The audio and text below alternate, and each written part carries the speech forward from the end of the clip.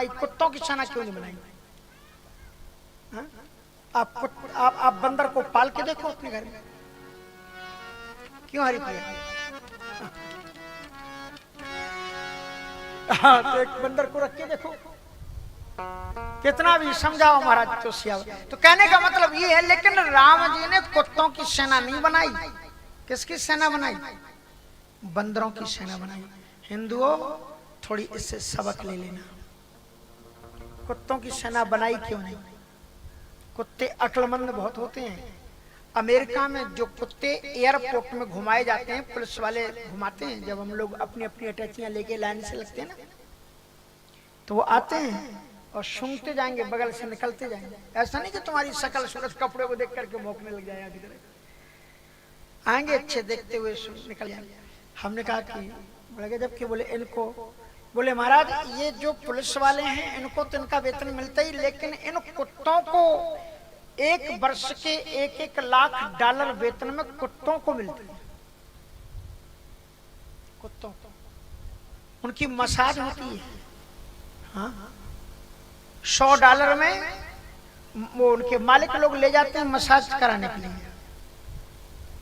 और अगर आप जाओ तो एयरपोर्टों में देखो, तो एयरपोर्टों में कुत्तों के लिए एक अलग से रूम रहता है। क्यों जी रहता है कि नहीं बताओ रमेश? हाँ, एयरपोर्ट में रहता है। राम जी ने कुत्तों की सेना क्यों नहीं बनाई? बंदरों की सेना क्यों नहीं बनाई? जानते हो, इसलिए कुत्तों में एक बड़ी बुरी आदत होती है कि एक कुत्ता दूसरे कुत्ते को देख नहीं सकता।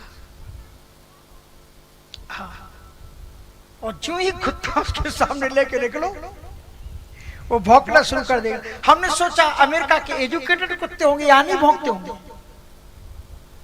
अब यह है कि कुत्ते खुले तो नहीं घूमते वहां पर, लेकिन मैंने देखा कि जब मैं सुबह वॉक करने के लिए जाऊं तो सबके घरों के सामने लकड़ी की बाड़ लगी रहती, कुत्ते उसके अंदर रहते।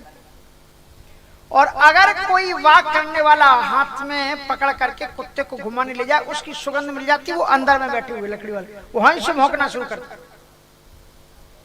इसलिए कुत्तों में संगठन नहीं होता। पर बंदर के एक बच्चे को छेड़ के देखना था। हाँ, एक बंदर को छेड़ना, सारे बंदर इकट्ठे हो जाएंगे। संगठन है। एक बात हिंदुओं, आप कान खोल के सुन लो, अगर हम लोग नहीं बताएंगे तो आप बच नहीं पाएंगे। इसलिए क्योंकि ये गलतियां हमने पहले की कि कथाओं में इन बातों को रखा नहीं, तो चलो अब रख लेते हैं कि अगर आप संगठित होकर के अपने मत का प्रयोग नहीं करेंगे, संगठित होकर के अगर आप वोट का प्रयोग नहीं करेंगे, तो निश्चित रूप से आप एक दिन इस देश में अपने ही घर में पिटेंगे। इसलिए अपने हित को पहचानो। जिस जगह पर हिंदू ज्यादा नहीं है वहां पर हिंदू नेता नहीं चुना जाता। देख लो आप किसी भी जगह पर। इसलिए अपना संगठन बनाओ, मजबूती से करो। जो तुम्हारे धर्म से प्यार करता हो, जो तुम्हारे देश से प्यार करता हो, जो तुम्हारे सिद्धांतों को मानता हो, आप अपना हित, अपना पराया मत देखो, आप अपना देश का हित देखो, अपनी भक्ति का हित देखो, अपने राष्ट्र सिद्धांतों को देखो, धर्म को देखो।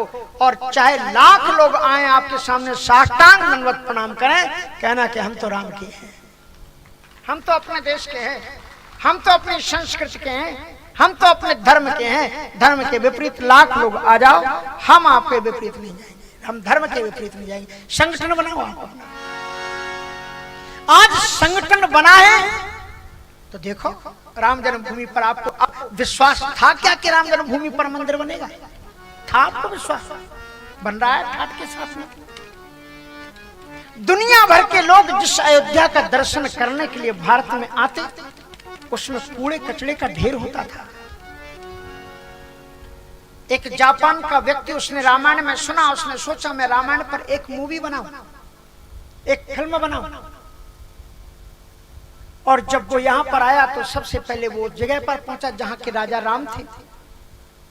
आज से 20 वर्ष पहले अगर आप गए होंगे, 10 वर्ष पहले अयोध्या आपने देखी होगी, तो आप देखो अगर कोई बाहर का आदमी आए तो वो कहेगा ये वो देश है, ये वो धरती है जिसने कभी विश्व को रूल किया है, विश्व पर शासन किया। उजड़ा हुआ। अगर आप हनुमानगढ़ी के ऊपर चढ़ जाओ फिर देखो तो जंगल के अलावा कुछ दिखाई नहीं पड़ता, केवल साधु ही संत, उसके अलावा और कोई नहीं। ऐसा इस देश के अंदर अयोध्या का हाल होना चाहिए। जिन राम का नाम लेकर के महात्मा गांधी जी ने अपने शरीर का पर्यवसान किया है राम कह करके, और उन्हीं राम के लिए जन्मभूमि के लिए, अपनी मातृभूमि के लिए तड़पना पड़ा। आज तक विश्वास नहीं था कि ये राम जन्मभूमि आ सकती है। हमें भी विश्वास नहीं था, हम महात्मा है, सब कुछ है, लगता नहीं था कि राम जन्मभूमि पर, लगता था बस ये केवल ये चुनाव के समय का एक सब्जेक्ट बन गया है। जब चुनाव आएंगे तो लोग राम जन्मभूमि कहेंगे, लेकिन ये मंदिर कभी नहीं बनना। लेकिन आ गया एक माई का लाल, और वो माई का लाल तुम्हारे आशीर्वाद से आया, इसलिए आज उसने देखो क्या गगनचुंबी इमारतें अयोध्या में, देखो सड़कें, 4-4 4 व्हीलर गाड़ियां दौड़ाओ ना अब अयोध्या में आकर के, जाओ दर्शन करो। और देखो अयोध्या सज रही है, मथुरा सज रही है, काशी विश्वनाथ में चल ही रहा है। अब देखो आप क्या क्या होता है। इसलिए हम अपने भारतवर्ष की गरिमा की रक्षा करें। आपको इस चीज को समझना पड़ेगा और तभी ये हो सकेगा। तो मैं आपको ये बता रहा था कि भगवान हनुमंत लाल जी महाराज ने ये नहीं कहा कि कपि चंचल सबही विधिहीना, बंदरों के लिए बंदरों में एक संगठन होता है, उन्हें कोई छेड़ नहीं सकता। इसलिए ये चीज बड़ी महत्वपूर्ण बात है कि हनुमंत लाल जी महाराज कहते हैं। और हनुमान जी महाराज जब उस जाति में पैदा हो गए तो क्या हुआ, अब अगर कोई बंदर मर जाए, सड़क पर बिजली करंट लग जाता है, कभी कभी गिर जाते हैं, तो तत्काल लोग क्या करते हैं, तत्काल जाकर के लाल कपड़ा ओढ़ा देंगे, अगरबत्ती लगा देंगे, और देखते देखते सुबह से शाम तक हजारों रुपए चढ़ जाएंगे एक बंदर के ऊपर। जय हो हनुमान बाबा, मारुतिनंदन हनुमंत लाल जी महाराज।